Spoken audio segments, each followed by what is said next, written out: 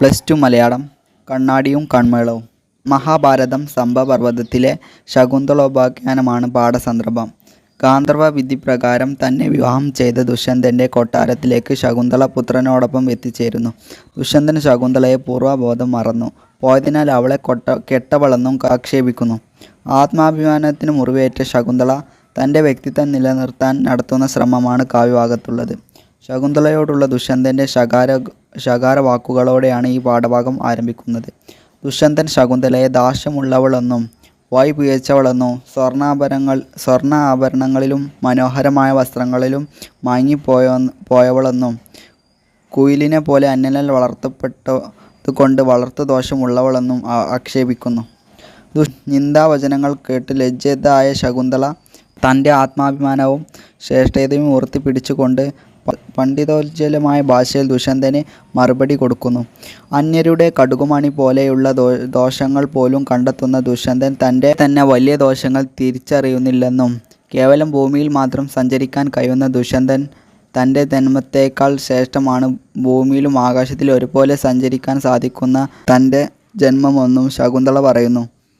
മേരുപർവ്വതവും കടുകും തമ്മിലുള്ള അന്തരം നമ്മൾ തമ്മിലുണ്ടെന്നും ഒട്ടും അറിവില്ലാത്തവനെ പോലെയാണ് ദുഷ്യന്തൻ സംസാരിക്കുന്നതെന്നും ശകുന്തള ചൂണ്ടിക്കാണിക്കുന്നു. തുടർന്ന് ശകുന്തള സജ്ജനങ്ങളെയും ദുർജനങ്ങളെയും തമ്മിലുള്ള വ്യത്യാസത്തെക്കുറിച്ച് വളരെ തത്വചിന്തകമായി സംസാരിക്കുന്നു. സ്വന്തം വൈരൂപ്യം തിരിച്ചറിയാത്ത ദുർജനങ്ങൾ എപ്പോഴും മറ്റുള്ളവരെ കുറ്റങ്ങൾ പറഞ്ഞു നടക്കുകയും സ്വന്തം കുറ്റങ്ങൾ തിരിച്ചറിയുകയില്ലെന്നും സജ്ജനങ്ങൾ മറ്റുള്ളവരെ കുറ്റങ്ങൾ കണ്ടെത്തി നിന്ദിക്കുകയോ ഇല്ലെന്നും ശകുന്തള പറയുന്നു.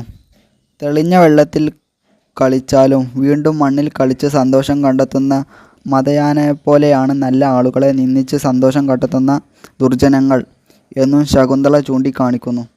ഇത്തരത്തിൽ സത്യധർമ്മങ്ങൾ വെടിഞ്ഞ ക്രൂരനായ സർപ്പത്തേക്കാൾ പേടിക്കണമെന്നും അറിവില്ലാത്തവനായ അവനോട് പണ്ഡിതന്മാർ ശുഭാശുഭ കാര്യങ്ങൾ പറഞ്ഞാൽ അതിൽ നിന്ന് അശുഭം മാത്രം അവൻ ഗ്രഹിക്കുകയുള്ളൂ എന്നും പാലും വെള്ളവും കലർത്തി നൽകിയാൽ അതിൽ നിന്ന് അരയെണ്ണം പാൽ മാത്രം വേർതിരിച്ച് കുടിക്കുന്നത് പോലെ മനസ്സിൽ നന്മയുള്ളവർ നല്ല കാര്യങ്ങൾ പെട്ടെന്ന് ഗ്രഹിക്കും എന്നും ശകുന്തള ദുഷ്യന്തനോട് പറയുന്നു. സ്ത്രീത്വത്തെ അപമാനിച്ച ദുഷ്യന്തനോട് ശകുന്തള ഇപ്രകാരം പറയുന്നു. ആകാശത്തിൽ നിന്ന് ഒരു അശരീരി ഉണ്ടാകുന്നു. ദേവാസ്ഥിതമായ ശകുന്തളയെയും സ്വന്തം പുത്രനെയും സ്വീകരിക്കാൻ ദുഷ്യന്തനോട് ആവശ്യപ്പെടുകയും ചെയ്യുന്നു.